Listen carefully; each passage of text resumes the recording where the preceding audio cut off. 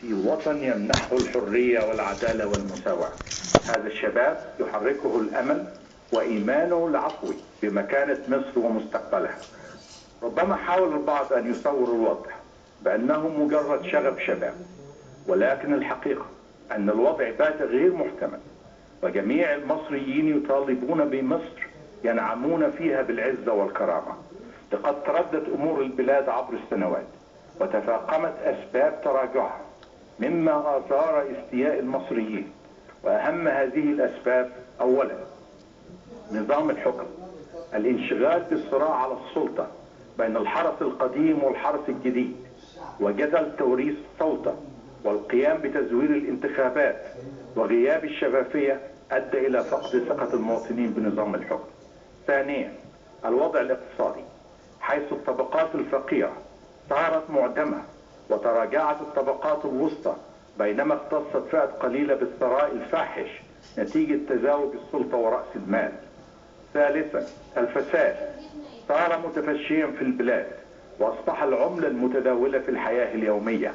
رابعا، التعليم الذي أصبح قضية كل منزل في مصر، ومستوى البحث العلمي الذي أصبح في الحضيض ولا يليق بمكانة مصر في العالم.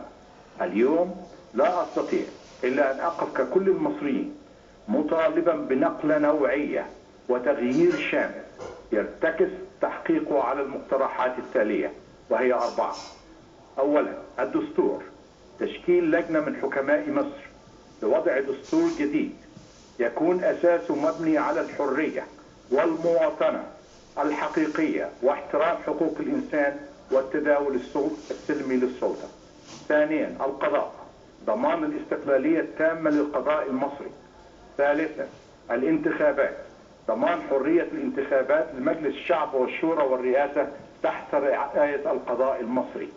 وأخيرا رابعا، الحكومة، تعيين حكومة وطنية جديدة وتقوم القوات المسلحة التي تتمتع بثقة المصريين بحماية البلاد من الفوضى والخراب في هذه الفترة الحرجة. أخيرا أيها المصريين، إن مصر غنية بأبنائها القادرين على تحمل المسؤولية، ونحن جميعا مستعدون لوضع حياتنا في خدمة هذا الوطن في هذه المرحلة التاريخية. أما الذين يقومون بعمليات نهب وتخريب فلا بد من تأمين حياة المصريين وممتلكاتهم والتدخل الفوري للقوات المسلحة لإعادة هيبة الدولة من أجل مصلحة واستقرار مصر. إنه بالتغيير الشامل ستتحول ثورة الغضب إلى ثمار الأمل، حيث أن العمل العظيم للشباب الواعي يجعلني واثقا بأن مصر ستبقى عالية شامخة. حفظ الله مصر من كل شر. أحمد زويل. ومعنا من القاهرة